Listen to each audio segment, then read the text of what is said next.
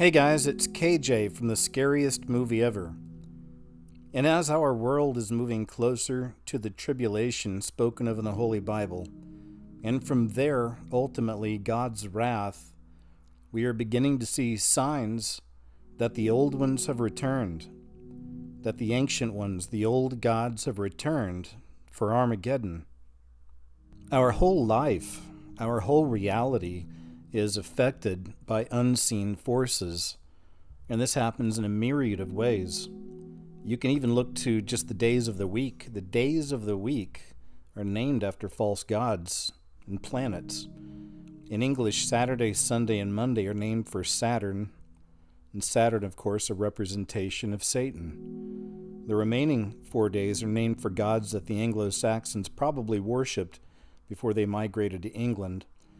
Tuesday is the name for the god Tiw, T-I-W. And he was probably associated with warfare, just like the Roman god of Mars.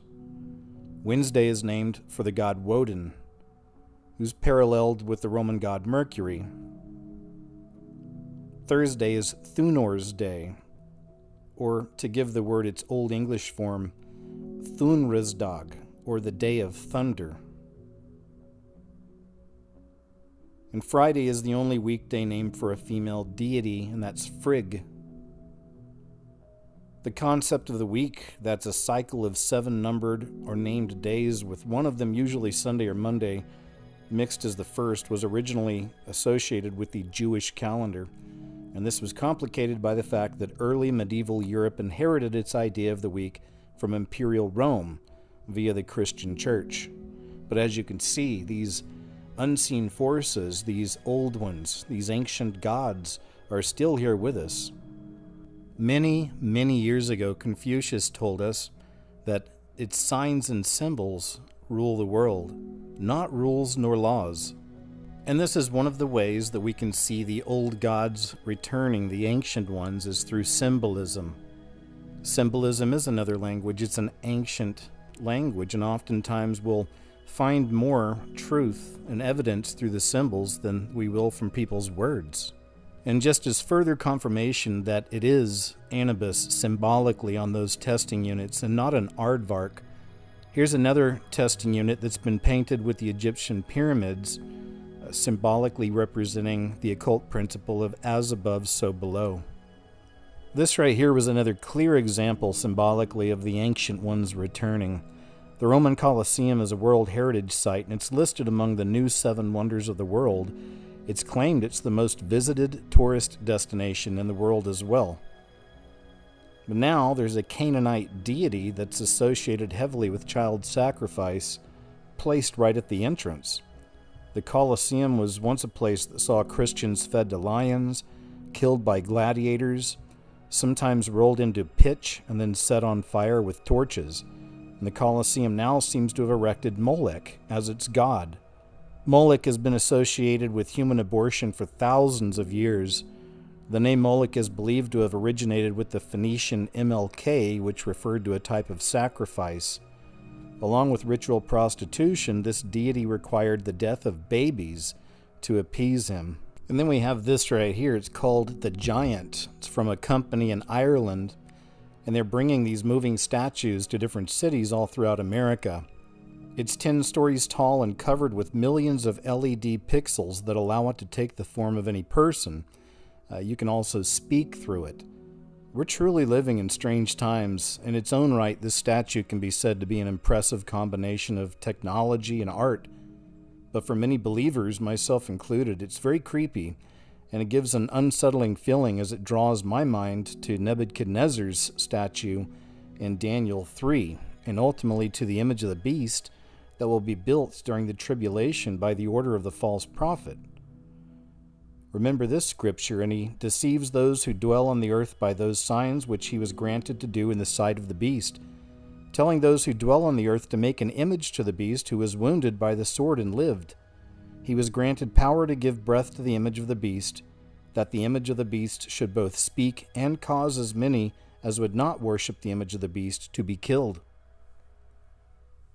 Also, it's interesting to note how they use superheroes, comic book heroes, because in many respects, those are the new gods as well. Those are an example of the old ones returning, the ancient gods returning, their idols to be worshipped on the big silver screens. This is the base to one of those giant statues, and as you can see, there's a lot going on here. Take a look on the far left, like the image furthest to the left, and you see the all-seeing eye. We see the all-seeing eye on everything in this beast system. So this is always a representation of the beast system that we're in. And typically we need confirmation. We can't just take one symbol. And we have plenty of confirmation here on this base. Now you look just to the right of the all-seeing eye, and it says, "Awaken the giant in you." And next to that, you see the agent, or the man in black, the shadowy figure there with the hat and the dark sunglasses. I mean, that alone is obviously suspect, right? That's obviously something kind of dark and foreboding. But it gets worse. And now we see a famous character that most of us are familiar with, and that's Albert Einstein. But what's next to Albert Einstein, we have the executioner. And in the executioner's hands, he's actually holding a head. So we have the executioner, we have beheadings, and we understand that this too is a part of the coming tribulation. So they're going to be taking the heads off of humans that refuse the mark of the beast. Again, something very dark and foreboding. And now we take another look here at the base, and now we're further to the right, and we're taking a look at this imagery here. And right here you have a horned beast that's holding a rider on a white horse on a string, and he's about to eat them. Once again, this is very interesting because we know that in the Bible, Jesus comes back as the rider on the white horse. So the horned beast about to devour the rider on the white horse. Here's a clip from author Jonathan Cahn, who does an excellent job in laying out this reality of the ancient ones, the old ones, returning for the end of days. Where, as America was beginning to turn from God, when they started removing, this is what happened with Israel, started removing prayer, early 60s, the word, these are all these things that cast the gods out. So if you remove them, then what's going to happen? You're opening the door for the repossession. You're opening the door. So the house is not going to stay empty. Something else is coming in. If you take this out of school, well, something else is coming into the schools. Something else is coming to the children. That's what we have been witnessing. And now the first god, or the first principality, the one who always begins it, his name actually means the possessor. In the book, I call him the possessor. In the Bible, it says Baal. Baal means the possessor. Yeah, we know him as Baal. Baal, he is the possessor. So the first thing, his job, what he did with ancient Israel, is he caused them to forget their God. And he caused them to start driving God out. The spirit of Baal in America, in the West, has been driving God out. So we said the schools, we have from culture. Literally, the Bible says he caused them to turn away from the commandments. Literally in America, we have actually cast down the 10 commandments. Same thing.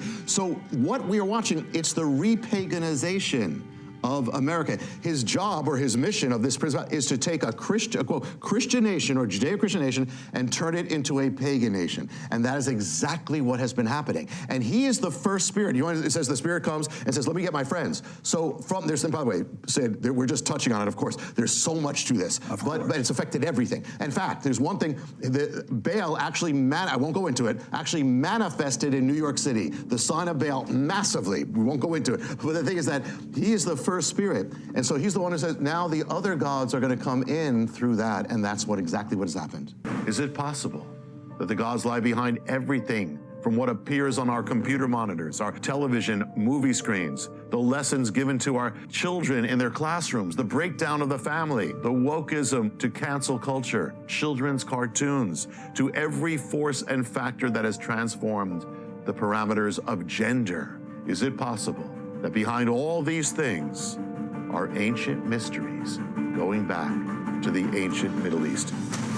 Yes. What is the name in the Bible? In the Bible, she's called Ashtoreth. In Mesopotamia, she's called Ishtar. When she went into the Greek land, she was called Aphrodite, and then Venus. She is all over. And she's mentioned specifically there. Now, in the Canaanite mythology, she's actually the wife of Baal. So Baal has a wife, okay? And so when Baal comes, the next one to come, it says in the Bible, says Baal, then it says Ashtoreth. Then she's coming in. So what this means is once the door is open, she is the goddess of sexuality, of sexual immorality. She's the goddess, she's actually called a prostitute. She's the goddess who her temples were filled with sexuality. It was made it public. So if she returns, what would happen? If she comes out, it means that America is going to undergo a sexual revolution. That is the sign of the possession of Ishtar, or this goddess. And the thing is, so sex comes. What she did, what a prostitute is she actually damages marriage. She actually weakens marriage. That's what happens. Brings sexuality into the culture. In ancient times in Israel, in the Middle East, she put her images of naked people all over the culture.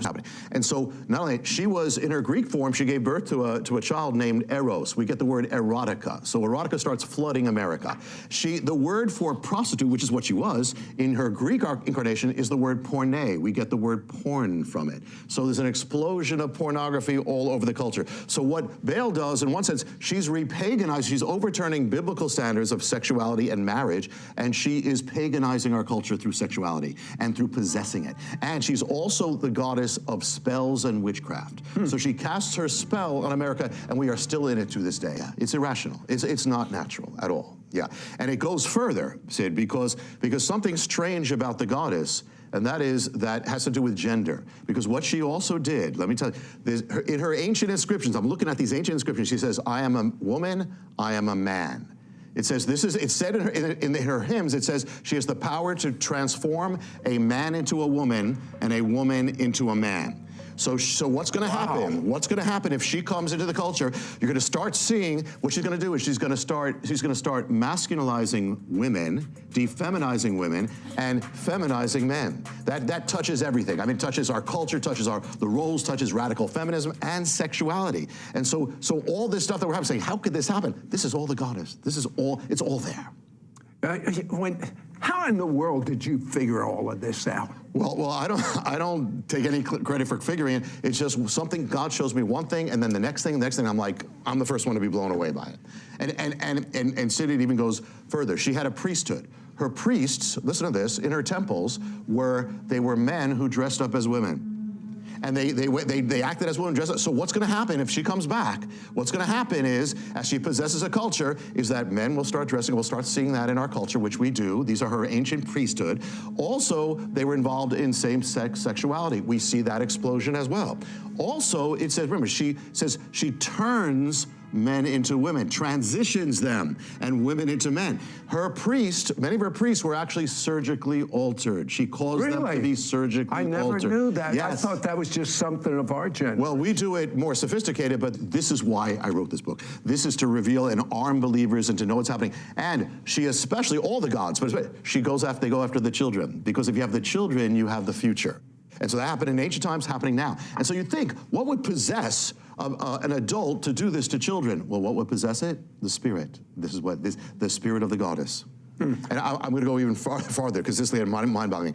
And that is that the goddess was in charge, she was a goddess of parades. She had parades happening all over. And when I looked at the ancient inscriptions of the parades, it describes them, and it says in the parades, the men would dress up as women in the parades, the women would dress as men. It would be a parade of gender bending, and that's exactly when you see this happening now, that's the sign of the goddess. And Sid, it's even like more mind-boggling, because I'm looking at this, and I look at the ancient observers, and they said, when did this thing happen? They said it happened, even St. Jerome, it happened in the month, they called it in Latin, Junium. June was the month of the goddess. She claimed a month, June, and she was the goddess of pride. So we have now a pride month. It's all come back. This is through these things, through these festivals, she possesses a culture. And that's the sign that she has come back.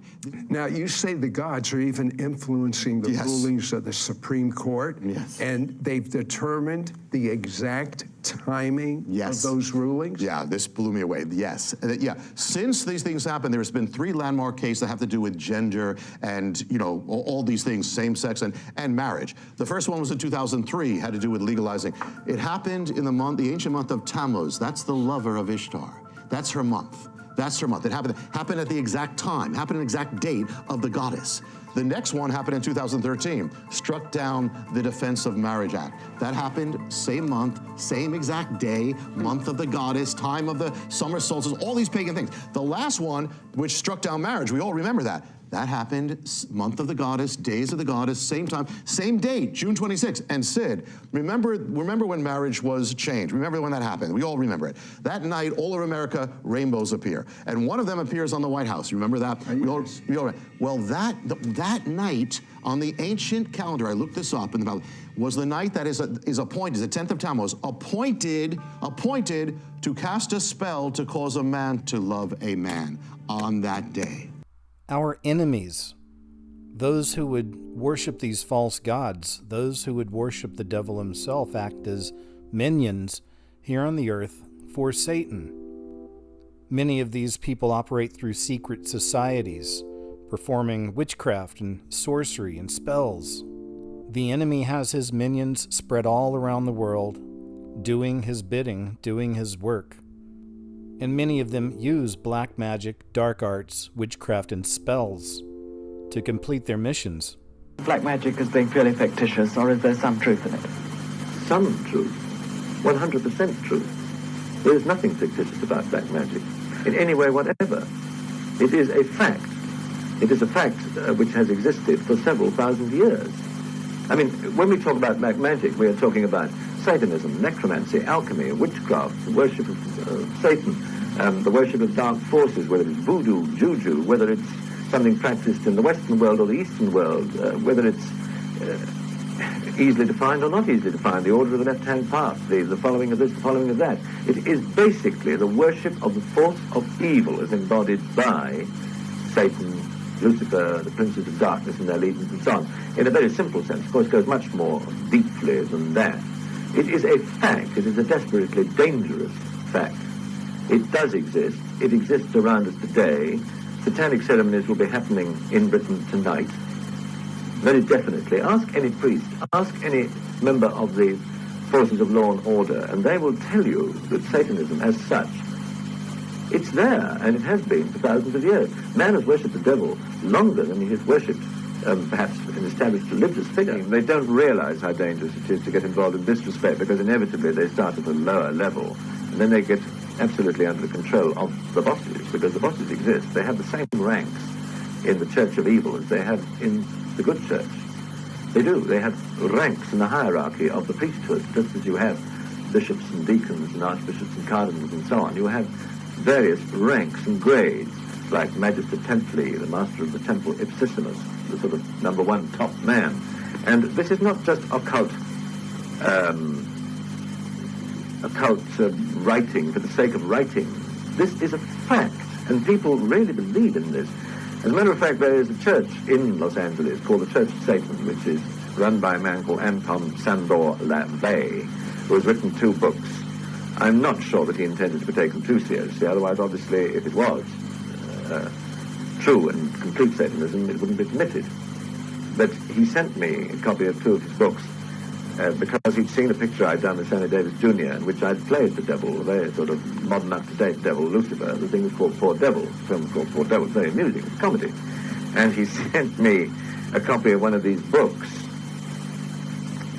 which was headed Regi Satanas, which means Satan is king, more or less. And he read underneath to Christopher Lee, a fine actor and a perfect devil, and from Sandor LaVey. Well, I took that as a compliment. I don't think that's intended to be taken too seriously. That is all out in the open. But the real thing is something which I wouldn't be prepared to discuss. I have never attended a ceremony of this kind. I would not even begin to discuss what actually takes place during a Black Mass, because it is so appallingly blasphemous and so repulsive and so unbelievably foul. Not just a question of hundreds of years of ritual, but what actually happens, what people actually do, what is done to the host and what is done to the cup and so on. Something I wouldn't be prepared to discuss in public. Enough people have written about it. Doris Carl Heisman wrote about it. Dennis Wheatley has too, of course. How did you come to play the part of Scaramanga in the James Bond film The Man with the Golden Gun? Can I, just before we get into that, just make a point that by the by the way, that what I've been discussing and what I've been telling you about all these terrible things, it does not come from inside knowledge by any manner of means. I don't, as I said, have a private line of any kind which feeds me this sort of information. I know no more about it than anybody else who can read about it in the book. Freemasonry will become embedded in the American culture, and the eye will appear on the banknotes. Oh, God. As will your face. Oh, God. And in years to come, these principles will be honored with a gift from your French brethren.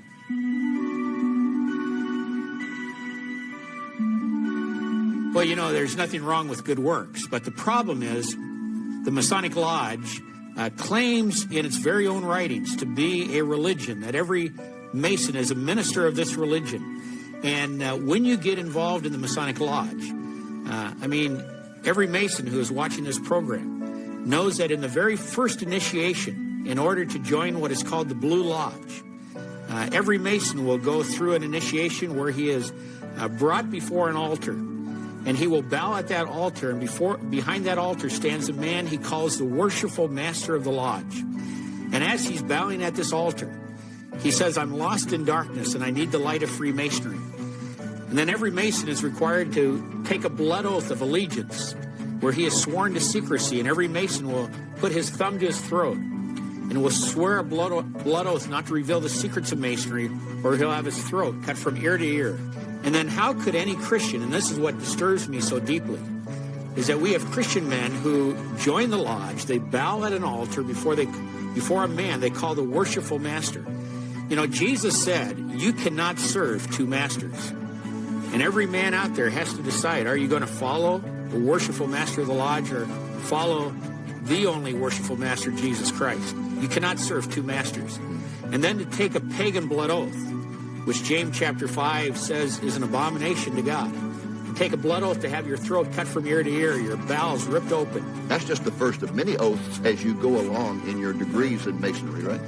And after you go through the first 3 degrees of what is called the Blue Lodge, Masons are then allowed to go into either the Scottish Rite or the York Rite, 32nd degrees in the Scottish Rite or 13 in the York Rite. And there they go through a progression of rituals and degree work where they give worship and honor to Egyptian gods, Persian gods, Greek gods, Babylonian gods. And at its very heart, and you can read the authorities of Freemasonry. Read Albert Mackey, Encyclopedia of Freemasonry, History of Freemasonry. Read Albert Pike, his Morals and Dogma. The authority, so authoritative, he's the only man buried in the Masonic Lodge in Washington, D.C. And they will tell you that Masonry is a religion. And they claim to be the revival of the ancient mystery religions of Babylon and Persia and Egypt.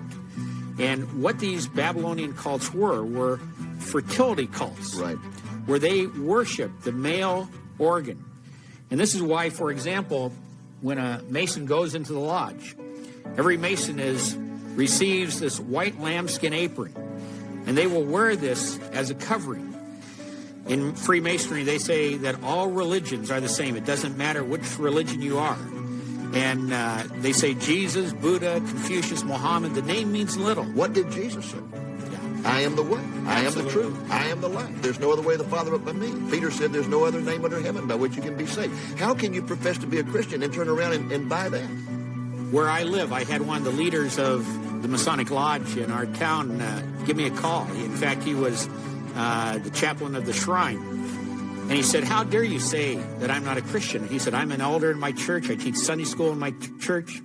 And I stopped him. I said, sir, I said, if you were to die and stand before God today, and he should ask you, why should I let you into my heaven? I said, what would you say to him? And there was silence on the phone for about 10 seconds. And finally he said to me, he said, well, I guess I would have to tell God I was a good Mason.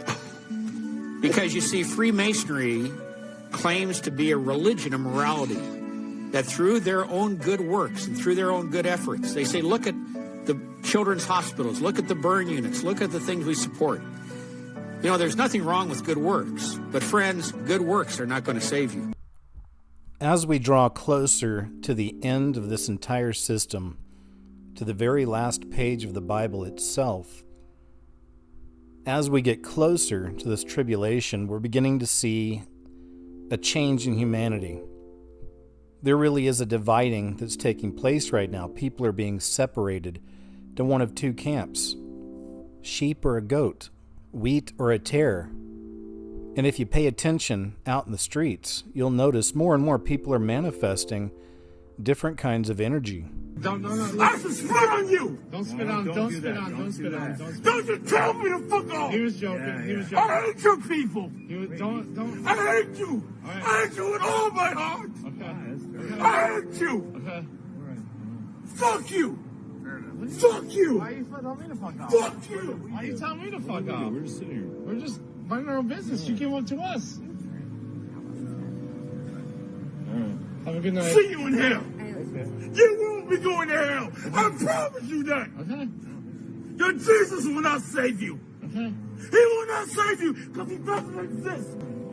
You're being nice tonight. Have a good night. You want some cerebral? Lucifer will destroy you.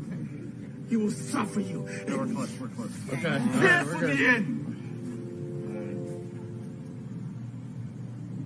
Week to week, just with looking at the information I look at, more and more, it's becoming obviously satanic.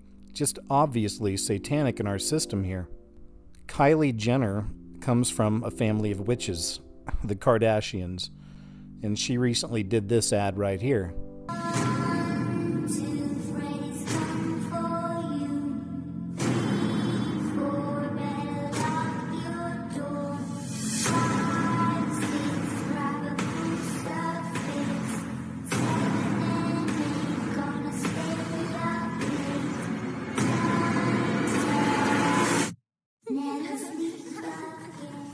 Another example of the obvious Satanism that's taken a grip of not just our country, but the world as we approach the end. Take a look at the wreath that they put up at the White House. The Biden family put up a wreath for Christmas at the White House, and it's got Baphomet on it.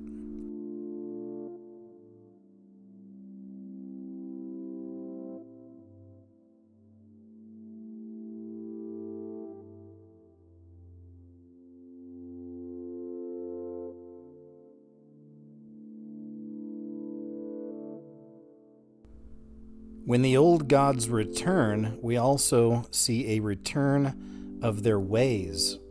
We see this reflected in the world around us, in our society, in fellow human beings. Inevitably, throughout history, once a society begins to deteriorate, or once an empire begins to crumble, we only need to look to the most innocent of that group, to the most innocent of that society, to see just how bad things are getting, because they always seem to come after the children when things are falling apart. Always look to the children, and we're seeing that reflected right now in our world today, especially through the Disney Corporation itself, which is supposed to be for children. So you have a company that is again set aside and built up allegedly for the children and for the innocent. And just look at how dirty, disgusting, and degenerate that company's become. It's a reflection, once again, of our world crumbling and falling apart, and them going after the innocent, as always. Well, it's been a year, it doesn't surprise me. Merry Christmas, I wrapped it up and sent it with a note saying I love you. Colleen.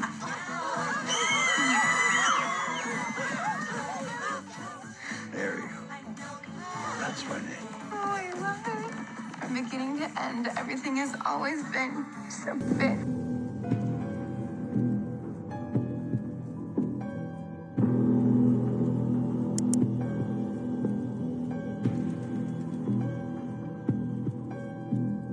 We ordered a bunch of pizzas, and we let Sal do every weird thing he could think of to the guys who delivered them.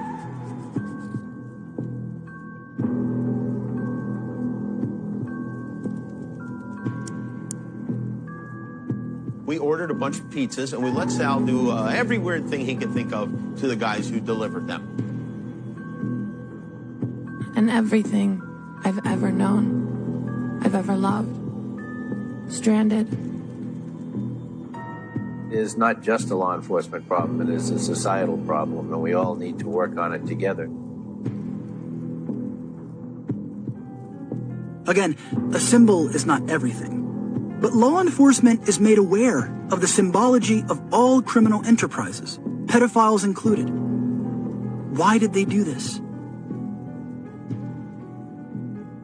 Plan International is an organization that, quote, supports thousands of children worldwide. The head of their Belgium division is Regina de Prabandere. Mesdames et messieurs les parlementaires, monsieur le ministre, c'est un grand plaisir pour moi de vous rencontrer pour témoigner des réalités vécues par les filles dans ma communauté et dans mon pays. Je m'appelle Adeline Remou, j'ai 17 ans. Et je viens du Bénin, plus précisément de la Takora, au nord du pays. Je viens d'avoir mon bac et dans quelques jours, je vais entamer des études de droit à l'université. Je veux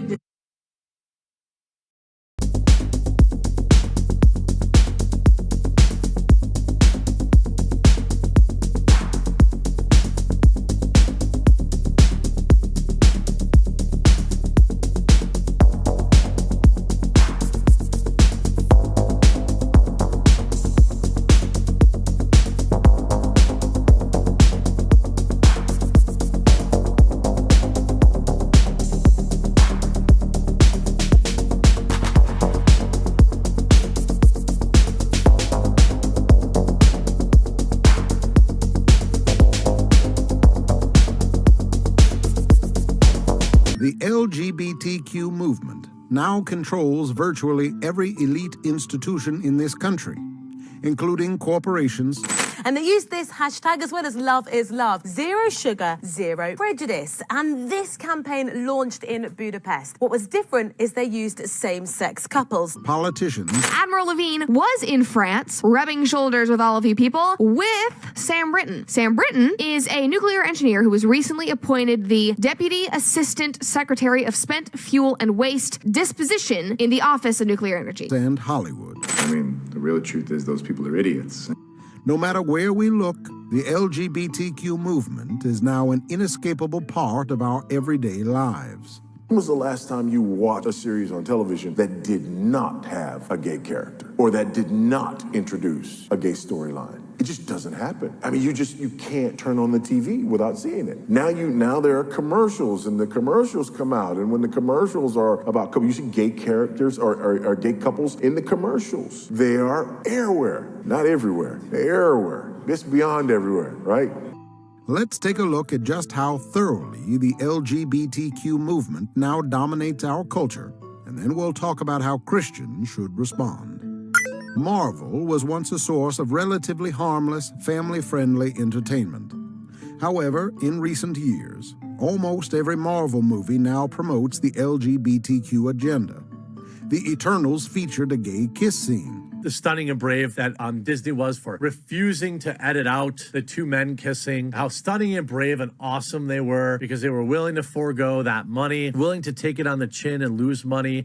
And the LGBTQ actor talked up just how important this scene was to the movie. Married to a gay superhero with a child. What does that mean to you as a gay man, a gay actor in this town, getting to do that in a Marvel movie? Beyond the dream come true. It's life-saving. I wish I had that when I was a kid growing up to see this. My God, I wish. Can you imagine how many lives this is going to be saving? Kids, young queer folk who are either being bullied, committing suicide, not seeing themselves being represented, and now they get to see this?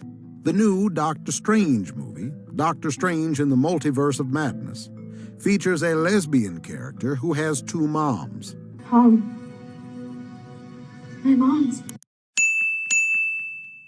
And the new Thor movie, Love and Thunder, is described by Natalie Portman, the female lead of the movie, as the gayest Marvel movie ever.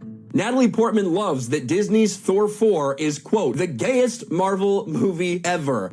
Valkyrie, the new leader of Asgard, is an openly bisexual character. Tessa Thompson finally confirmed her character Valkyrie is part of the LGBTQ2+ community during the Hall H panel, following the announcement of Thor, Love and Thunder. The extreme increase in LGBTQ characters and themes in Marvel movies is no surprise, given that Marvel now belongs to Disney. And Disney has been unashamed to declare that it has a very clear LGBTQ agenda. Our leadership over there has been so welcoming to my not at all secret gay agenda. And then all that momentum that I felt, that sense of I don't have to be afraid to let's have these two characters kiss. Let's in the background, I was just wherever I could, just basically adding queerness to if you see anything queer in the show, I'm proud of them. But I just was no one would stop me and no one was trying to stop me. Outside of the Marvel Universe, the new Buzz Lightyear movie produced by Disney and Pixar also has a very clear LGBTQ agenda. Initially, there was a lesbian kiss scene that was cut from the movie.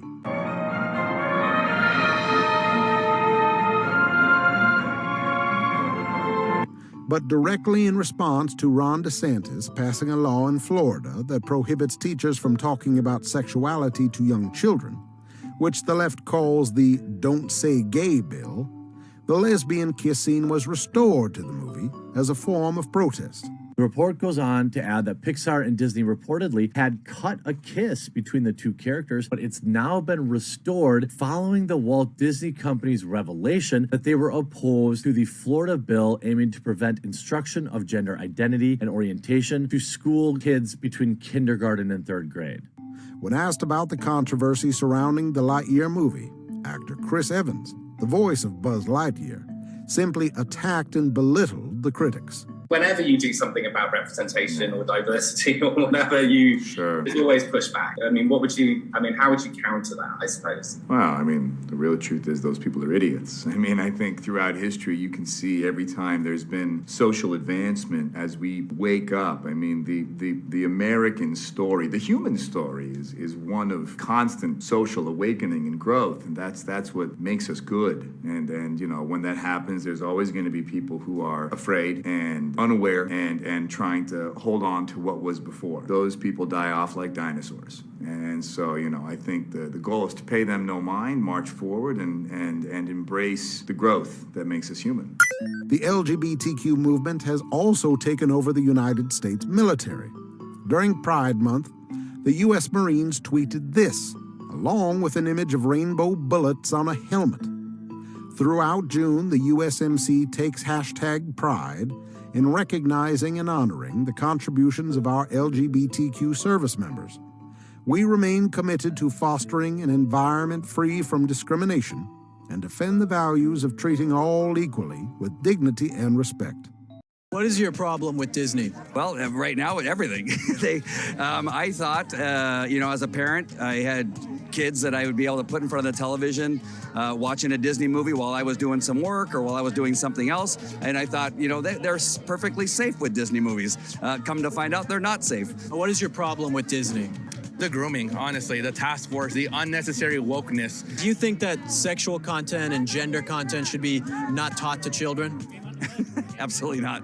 I was a sex crimes detective at Anaheim Police Department, and many of the things that I see Disney doing or, what's happening in our schools, we would have arrested somebody for doing that. It's a criminal offense to show them pornography. Disneyland has said in the videos we've seen released from the corporate office that what they're going to do in the movies, showing them things that we have not okayed as parents. But again, the very things that they're doing are things that we normally would have arrested somebody for.